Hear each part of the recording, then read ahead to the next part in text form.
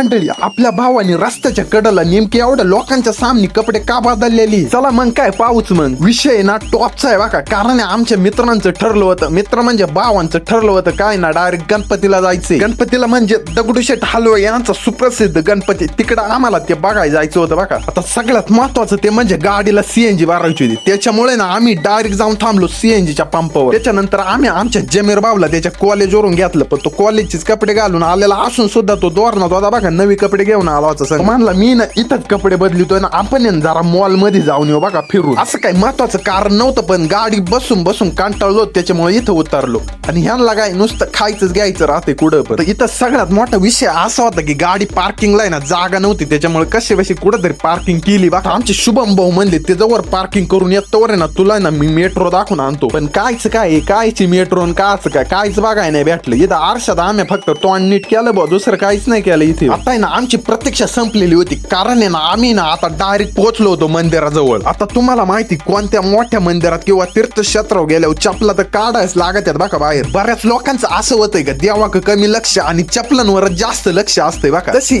आज काही गर्दी नव्हती एवढी, त्याच्यामुळे ना आमचं दर्शन एकदम ओके आणि टापटीप मध्ये झालं बघा. आतमध्ये जाऊन म्हणलं देवासोबत एखादा फोटो घेईन का नाही ना आज, पण कायचं काय फोटो घ्यायला तिथं चान्सच नव्हता. प्रसाद घेतला ना आलो बाहेर. मग काय, पण देवा मानला तुला मला बघायचंच आहे ना, चाल तुला एक अशी जागा दाखवतो. म्हणजे तिथं अशी बरीचशी लोक होती, त्या आत दर्शनाला जाताय ना इथूनच दर्शन घेत होती बघा. आपले कार्यकर्ते होते सकाळ बाजून उपाशी, त्याच्यामुळे ना आम्ही डायरेक्ट गेलो हॉटेलमध्ये आणि जेवण बिवण केलं एकदम टॉप क्लास. त्याच्यानंतर आम्ही ना डायरेक्ट गेलो आळंदीला. इथं पोचताचे निदा पाखोदांचे असे मधुर ध्वनी कानावर पडले ना बाई, नादच वाटलं डायरेक्ट नाही का. एवढी लहान लहान मुलं इथं ना साधना करीत होती आणि थंडी पण भरपूर होती, तरी पण ते प्रॅक्टिस करीत होते बघा.